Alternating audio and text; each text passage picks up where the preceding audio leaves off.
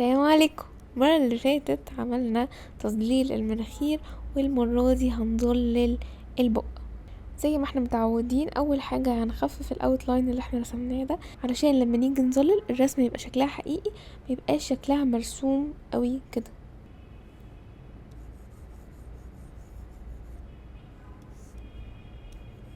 اول حاجة هعملها الحاجات السوداء اللي في البق، المكان اللي في النص دوت، الفراغ اللي بين الشفة اللي فوق والشفة اللي تحت. ودايما ابص على الصورة واشوف الاشكال بالظبط عاملة ازاي. ممكن اعمل الخطوط دي زي الرموش، وفي ظل تحت مستقيم كده، وبلون الشفة اللي فوق غامق واللي تحت فاتح شوية. من هنا غامق، ومن هنا، ومن هنا، ومن تحت درجة فاتحة. الظروف دي غامقة شوية، بحاول اخرج برا برضو عشان يبقى شكلها طبيعي. من اليمين غامق وفي النص فاتح، ومن الشمال غامق وفي النص فاتح.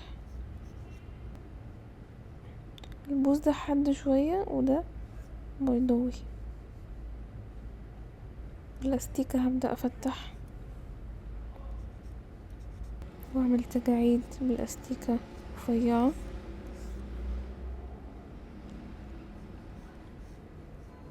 اجيب اللون الابيض واعمل خطوط اللمعات، نقط تحت،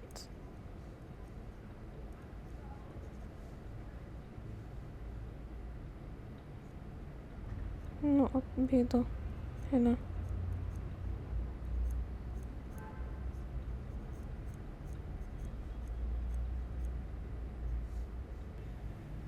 ممكن اعمل بالرصاصي الغامق الحاجات الغامقة،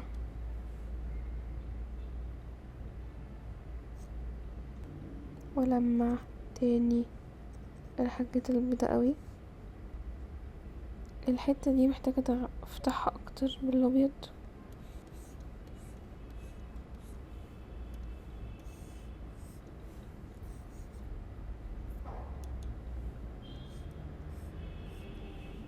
اول حاجة عملتها ان انا خففت الاوتلاين، وبعدين عملت الحاجات السوداء اللي بين الشفة اللي فوق والشفة اللي تحت والضل اللي تحت البق.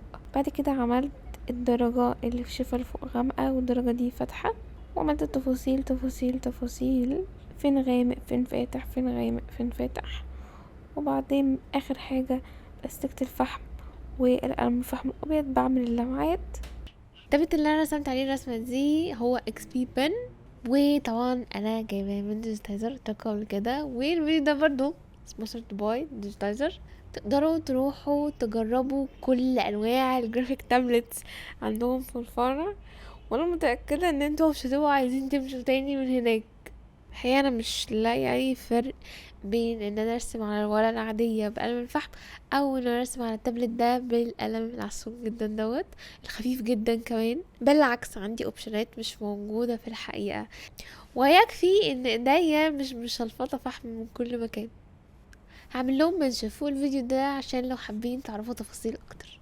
بس نختم بقى ونقول ان انت مش محتاج تكون رسام ديجيتال جامد قوي عشان تكون رسام ديجيتال جامد قوي.